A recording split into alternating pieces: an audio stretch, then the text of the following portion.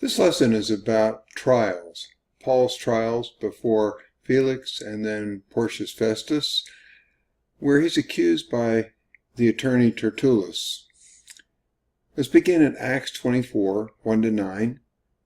5 days later, the high priest went down to Caesarea with some of the elders and a lawyer named Tertullus, and they brought charges against Paul before the governor. When Paul was called in, Tertullus presented his case before Felix. "We've enjoyed a long period of peace under you, and your foresight has brought about reforms in this nation. Everywhere and every way, most excellent Felix, we acknowledge this with profound gratitude.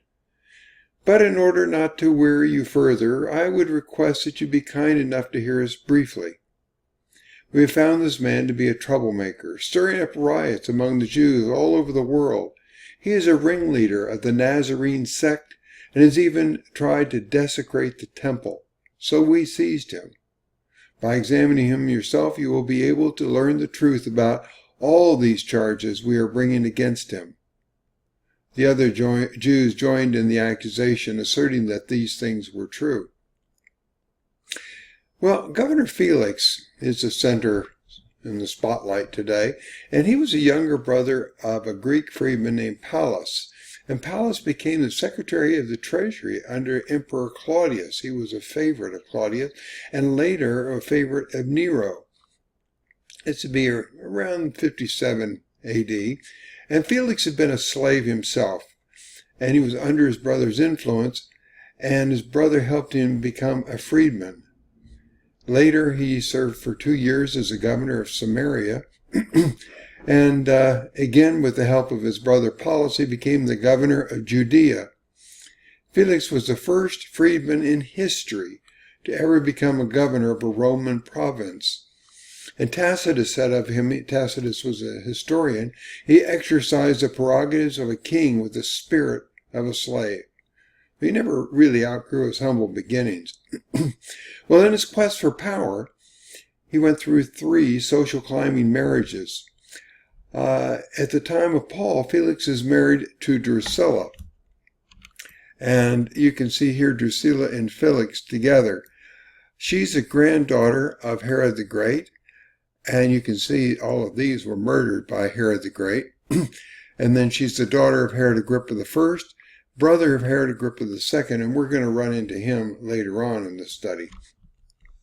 Now, Felix himself was cruel, he was licentious, he took bribes, he put down internal feuds severely.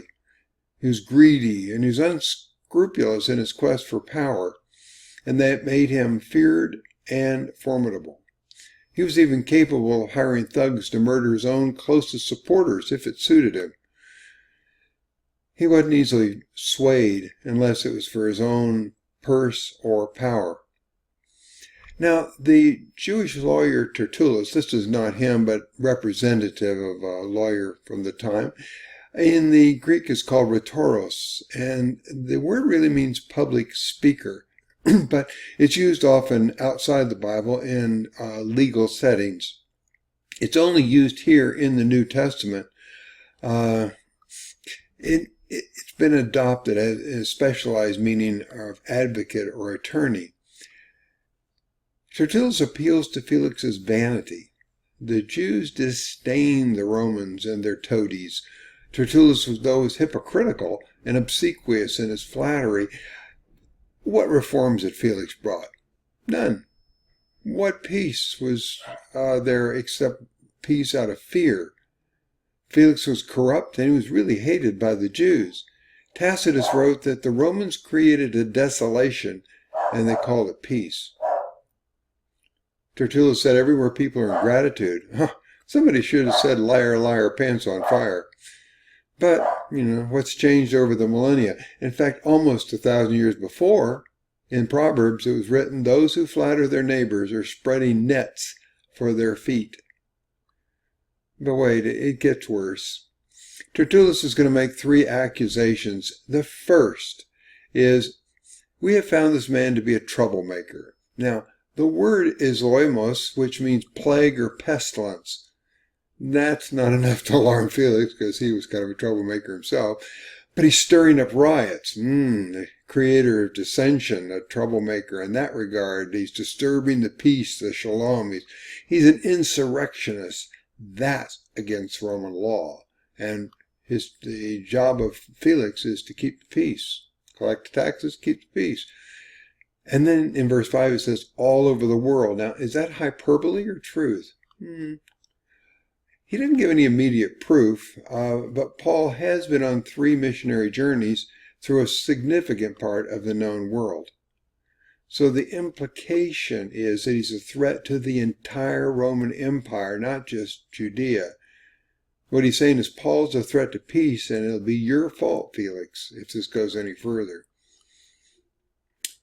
That's character denigration. He's casting Paul in a bad light. The second thing is he says he's the ringleader of the Nazarene sect. Now, to be fair, Jesus could be referred to as a Nazarene since he grew up and began his ministry in Nazareth. But it's not the same as being a Nazarite. That's an honored group of people who are fasting and committing, and often pilgrims. Different, very different. But this is a clever insult for 3 reasons. The first reason is that the Greek word for sect is harissos, which means a faction or a party. But from this we get the word heresy. It made Paul's movement sound cultish and strange. But remember, religious name-calling is dangerous no matter which side does it. Rabbi Zechariah says, if you throw mud, you'll get some of it on yourself. The second reason Nazarene is a problem, what he's doing is he's distancing himself, or Judaism, from Christianity. You see, Judaism was allowed by Rome, but the Nazarene sect was not recognized. And the Romans didn't like unapproved factions because they might mean resistance. And the Nazarenes were unauthorized outsiders, a threat to the peace and order, an insult to Rome. And the third thing about this was that Nazareth carried a derogatory sense in the first century. In John 1:46, Nathanael says, "Can any good thing come out of Nazareth?" Nazareth held a Roman garrison for the northern areas of Galilee. The Jews were despised in that place. So this is a diversion. It moves the focus from Jerusalem, the temple, and the chief priests, and tradition, to there's being a Nazarene. Now, I want to add a footnote here, really separate from the trial. In all fairness, the import of the word Nazarene depends on who's using it. Matthew calls Jesus a Nazarene. In Matthew 22:23, you can see where it says, said through the prophets that he, Jesus, would be called a Nazarene. It's a difficult passage because in the Old Testament there's no citation that the Messiah would be a Nazarene. In fact, Nazareth is not even mentioned in the Old Testament or the Apocrypha. But notice the word prophets. It's plural. There are at least 6 Old Testament references that foretold that the Messiah would be a despised character. I'm going to particularly point you out to Isaiah 53:3. He was despised and rejected by mankind, a man of suffering and familiar with pain. Like one from whom people hide their face, he was despised, and we held him in low esteem. Now there's one additional observation. In Isaiah 11:1, it says, "A shoot will come from the stump of Jesse. From his roots a branch will bear fruit." And the word branch is NZR, which makes up part of the word Nazareth. And so Matthew referred to a branch, the Nazarene, the Messiah. Well, let's return to Tertullus. He had 3 accusations. First is that Paul's a troublemaker. That's character denigration. Makes little of Paul's established character. And then he says that Paul's a ringleader of the Nazarene sect. And that's, character imputation is imputing evil where none exists, or a reputation where it did not previously exist. And the third thing he says, that Paul is a defiler of the temple. That's character assassination. It destroys his reputation in an attempt to destroy Paul, to get him killed, because that's one of the few offenses where the Jews could legally demand the death penalty. Now remember, the Sadducees, or the priests, were Sadducees primarily, and many of the Sadducees were collaborationists with the Romans. So to defile on the temple was to infringe on their rights, and to infringe on their rights made them less collaborationists, and that affected how Felix could see him. And Tertullus hoped that Felix could see the logic. He should support the people that support him, scratch their backs. He needed to be on the side of the people he could count on. But that wasn't always Felix's nature. He should remove an insurrectionist who threatened the status quo and maintain the peace. But let's look at verse 7. In the NIV, the ESV, the RSV, the GNB, and the Message, there's no verse 7. It'd be found in a footnote. But in the King James Version, it says, "But the chief captain Lysias came upon us, and with great violence took him away out of our hands." Now, in many translations, it's just a footnote. That's because early manuscripts don't always have this verse or agree on the exact rendering of the text. And in truth, Lysias prevented great violence by rescuing Paul, taking the troops in there and saving him. But they claim that Lysias was a violator of the peace, and this is a big deal. This is a grievous accusation because by extension, Felix is complicit in disturbing the peace. Felix is in charge. And they're implying again another threat. What if Nero learns that you and Lysias can't keep the peace? So Tertullus is using every trick to get Felix's attention in very few words. He's very concise, and he's stirring up negative emotions, and he's condemning Paul. And this is what attorneys do. At least I'm not an attorney. From an outside point of view, that's what they do, and they do it well, to represent their side of the story. He's representing the peace, the priests, so you can't totally blame him. I want to tell you a little brief story about my experience with the law.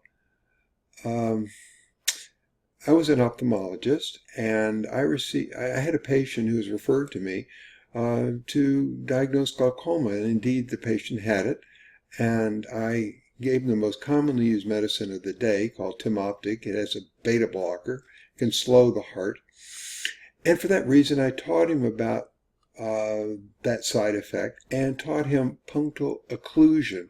You see, in the lower lid there's an opening right here, and that takes your tears. There's also one in the upper lid right here, and that takes your tears into your nose. And if you press on the nasal aspect of your nose, you can prevent the medicine from going into your body and reduce the side effects.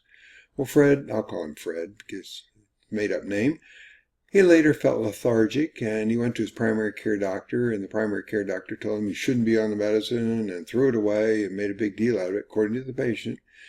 He recovered completely, and then I received a letter from his wife saying that I had done her husband wrong. So as a result of the letter, I called and I asked if I could come visit them and talk it over. And I arrived at their home when the bombs started falling in Baghdad. And it was remarkable because they had that on the television, and I'm trying to talk about this situation, and it just didn't go very well. Well, 6 weeks later, I got a letter from his attorney and said I had knowingly and maliciously prescribed a medicine and did not instruct him that there might be side effects, and nearly cost him his life. I don't think that was true. I sent my records as requested by my malpractice carrier, and they sent them out to several doctors, I think it was 5, and got their opinions. And at least most of them wrote back and said, number 1, I had done nothing wrong, and number 2, they did not teach their patients punctual occlusion, but would begin to do that. And they felt so strongly that I had warned the patient appropriately that they recommended to defend this to the nth degree. And the accusing attorney dropped the case. No apology for his accusations or language, but then that was what his job was. It was a very unpleasant experience to be accused of doing something that you hadn't done in a very serious environment. I can begin to identify with Paul. It must have been very unpleasant for him. So how does Paul respond under pressure?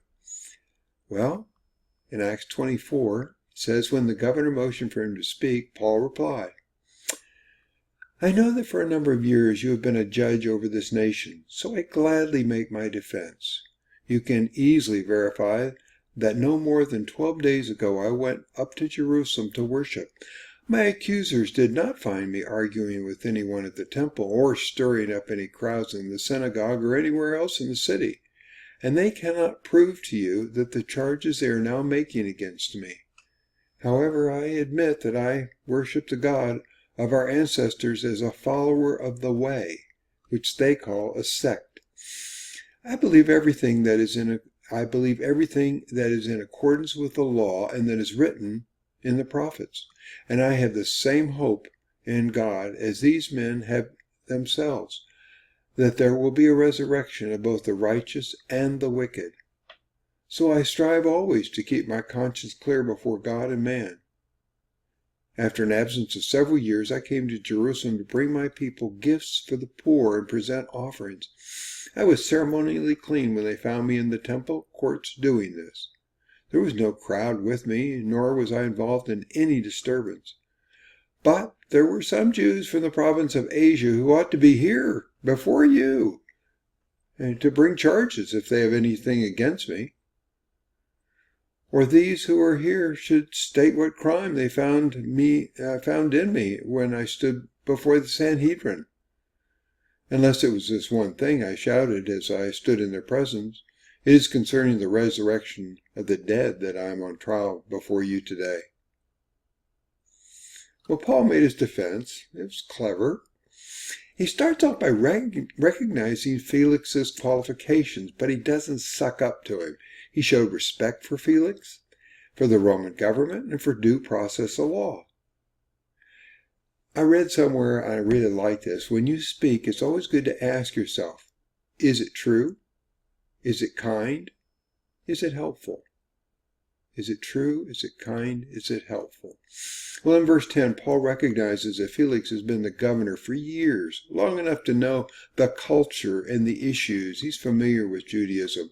It's been about 5 years since he's been in office, and Paul has been peaceful. He's not arguing with anyone at the temple. Temple is ritually clean. Everything's fine till the Jews from Asia accuse him of desecration. And where are his accusers? In a Roman court, as well as Jewish courts, accusers must face the accused. There's no proof that he was an insurrectionist. Furthermore, he conformed to the laws of Moses. In 14, he said, I worship the God of our ancestors as a follower of the way. It's the first use of the term the way. And Paul affirmed that he followed this cult that he called the way, not using the parochial term Nazarene. He likely knew that Felix was familiar with the way, and any savvy ruler should be aware of what's going on in his domain. So Paul appealed to positive reputation as being peaceful and the way of salvation. And he said, I believe that everything is in accordance with the law and that is written by the prophets. He's not there to overthrow the priests and their function. He recognizes the rituals and the norms approved by the priests and by Rome.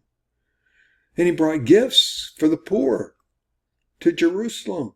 This is the only mention in the book of Acts, though it's reported 4 times in the 4 epistles, 4 of the epistles. The gifts are tied to Paul and the way and their physical and spiritual roots. That's the act of a man of peace. In fact, in every way, he was a man of peace who honored the traditions of the faith. There was no disturbance here. So he implies, aren't you making a mountain out of a molehill? A calm, articulate Paul has decimated their arguments. So Paul treats Felix as an intelligent ruler, able to discern the truth.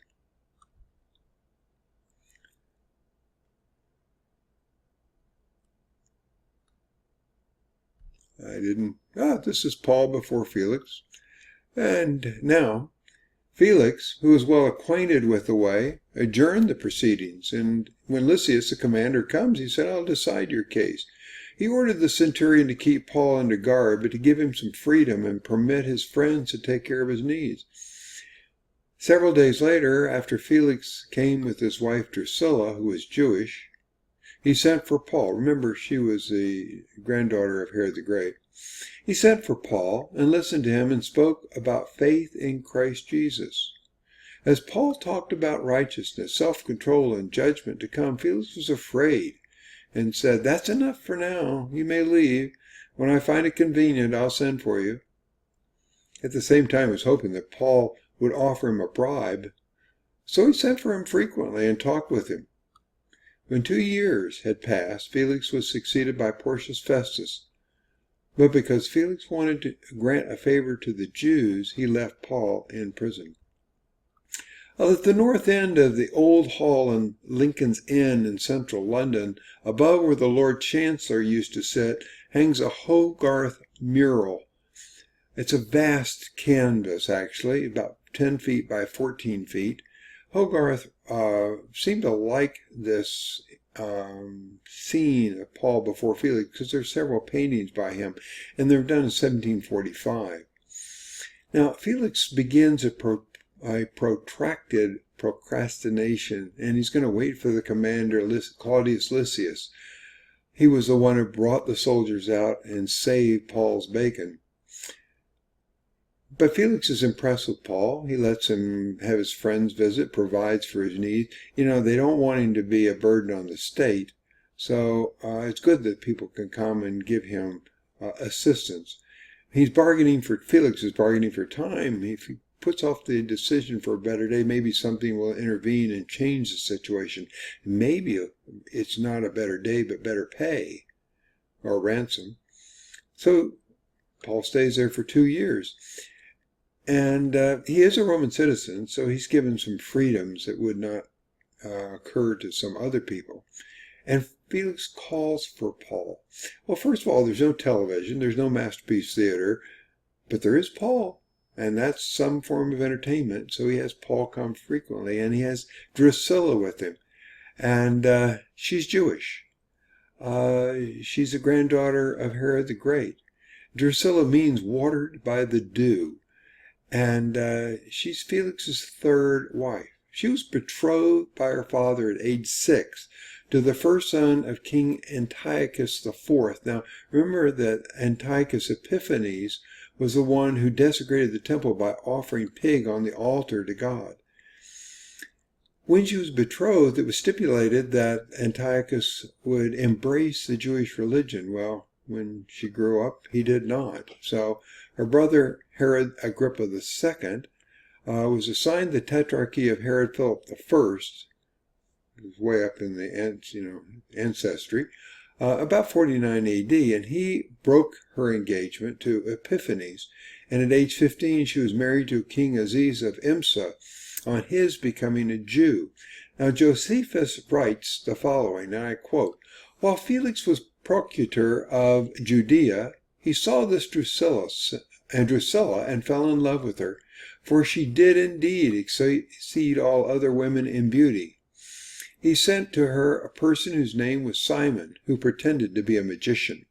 Simon endeavored to persuade her to forsake her present husband and marry Felix. He promised that if she would not refuse Felix, he would make her a happy woman. Accordingly, she acted unwisely, and because she longed to avoid her sister Bernice's envy, for Drusilla was very ill-treated by Bernice because of Drusilla's beauty, she was prevailed upon to transgress the laws of her forefathers and marry Felix. Transgressed the laws of her forefathers. Her marriage was considered sinful because she married a heathen, and it was illegal because her first husband, from whom she had not been divorced, was still alive.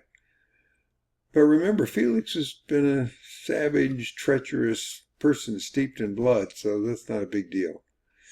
Drusilla will die in Pompeii in 79 AD when Vesuvius erupts, and the pyroclastic flow encased some of the bodies, and these are two women in the right side of this picture that were forever entombed in stone. Who knows, maybe one of them is Drusilla, the beautiful, gorgeous Drusilla. Well, she's about 19 years old when she meets Paul. She had a son and a daughter, and all of them perished with her in Pompeii.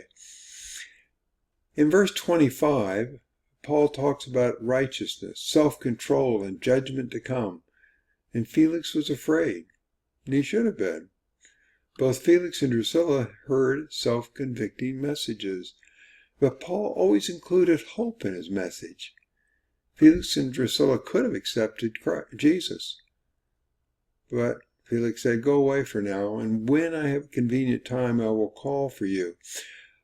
One of the ways people respond to the gospel, it's the old "don't call me, I'll call you" attitude directed at the witness to God rather than to God himself. The preacher commentary says we refuse to choose and our indecisiveness shapes us.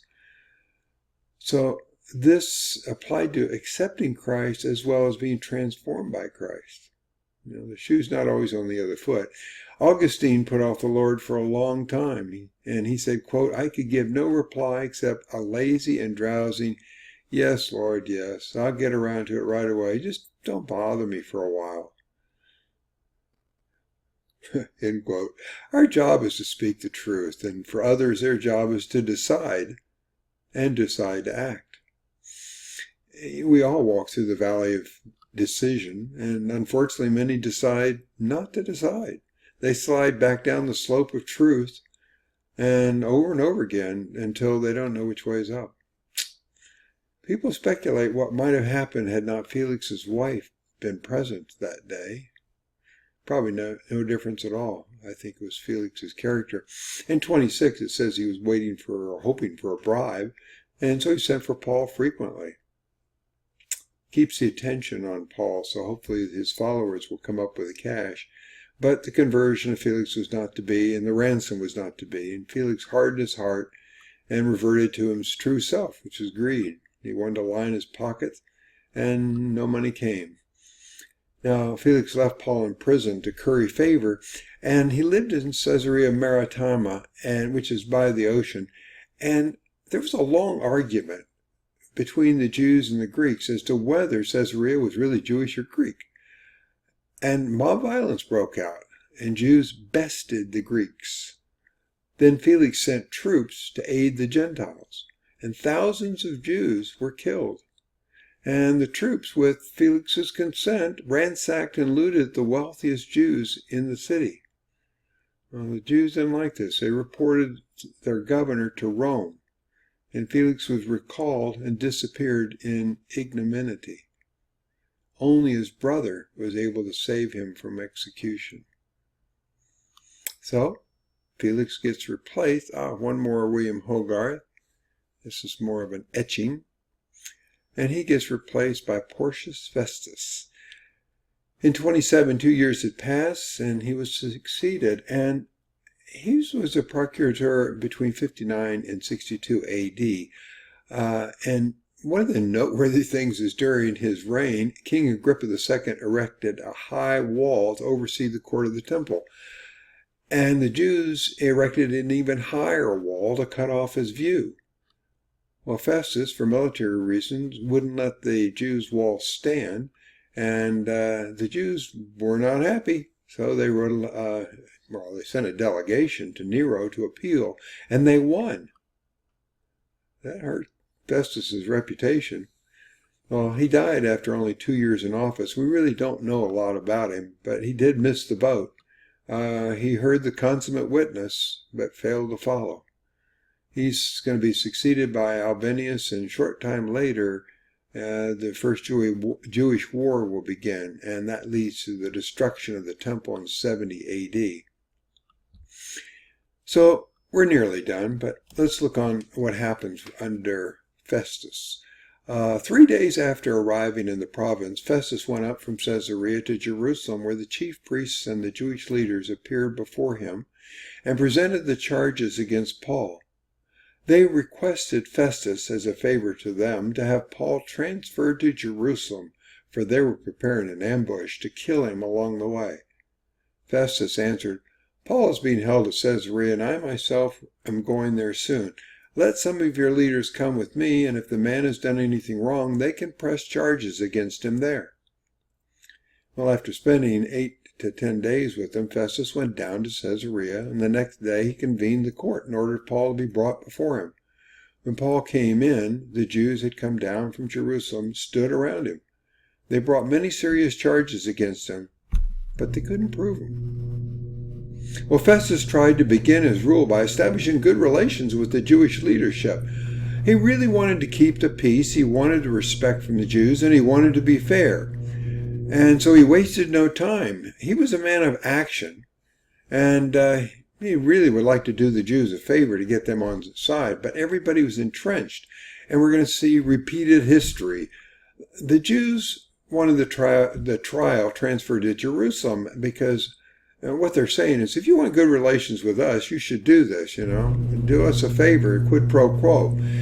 And they assumed that Festus was unaware of the previous attempt to ambush Paul. Remember, they had 40 who had dedicated they would not eat or drink until their ambush managed to kill Paul. Well, now the conspiracy is expanded. It's just not 40 people, but all the Jewish leaders. Someone said that bitterness is a poison that can bring even the godly to ruin. Well, Paul remains in Caesarea, and there the Jews have brought serious charges, but they can't prove them. My father always said, "Le quelque la change, le quelque la même chose." The more things change, the more they're the same. So now it's time for Paul to make his defense, and this will end the session. Then Paul made his defense. "I've done nothing wrong against the Jewish law, or against the temple, or against Caesar." Well, Festus, wishing to do the Jews a favor, said to Paul, "Are you willing to go to Jerusalem and stand trial before me on these charges?" And Paul answered, "I am now standing before Caesar's court where I ought to be tried. I have not done anything wrong to the Jews, as you yourself know very well. If I, however, am guilty of doing anything deserving death, I don't refuse to die. But if the charges brought against me by these Jews are not true, no one has the right to hand me over to them. I appeal to Caesar." Whoa. Well, after Festus conferred with his council, he declared, "You've appealed to Caesar you will go." Paul said that he had done nothing wrong against the law, the temple, or Caesar. Well, that covers it all. And remember, 2 previous governors have lost their jobs for making the Jews mad, Pontius Pilate and Felix. So Festus is in a high-risk situation. He's looking for an easy solution. He suggests that Paul go to Jerusalem. This will make the Jews happy, but he'll conduct the trial, and so it'll still be fair. So he says, "Are you willing to go to Jerusalem and stand trial before me?" And Paul wanted to be judged by the Roman system with Festus as the judge. And the court could be influenced in Jerusalem, and having the Jewish leaders around, and it just really might not work out well. So Paul appealed to Caesar. That was his right as a Roman citizen, and Festus could not refuse it. It was his ticket to Rome, and that's where he wanted to go. Now, Paul then had insisted on a trial in a court made up by a jury of Roman citizens. He appealed to the Emperor Nero, and that was in about 60 AD. That was before the persecution of the Christians had started. He was doing what God had said he should do. He was going to Rome. Paul saved Festus's bacon. You see, Festus was pretty much an honest, fair man. He's trying to do the right thing. And he probably would have released Paul with a trial in Caesarea because there really wasn't any evidence. And that would have made the Jews mad. And then they would have probably have somehow worked to get Festus recalled. Paul saved him. Now, many commentators comment on Paul's courage and that he would face privation and death in Rome. But Paul's already said that to live is Christ and to die is gain. He knows that he's going to suffer when he goes to Rome, but he still wants to go there. So I have to believe that he was prompted by the Holy Spirit to appeal to Caesar. And he's now ready to start his 4th missionary journey. So, Paul is defamed by the attorneys, by the chief priests. But Paul defends himself well.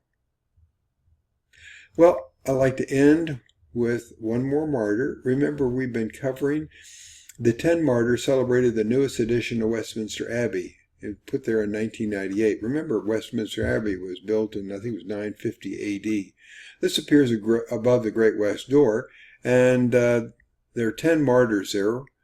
The first one is Maximilian Kolbe, who volunteered in Auschwitz to be starved to death for another man, and Manche Masimola, who was murdered by her parents when she tried to be baptized as a Christian. Janani Lumwum from Uganda stood up to Idi Amin to end extrajudicial killings and political repression. And then the Grand Duchess Elizabeth of Russia was murdered by the communists in 1918. She began a hospital by selling all of her possessions and becoming a nun.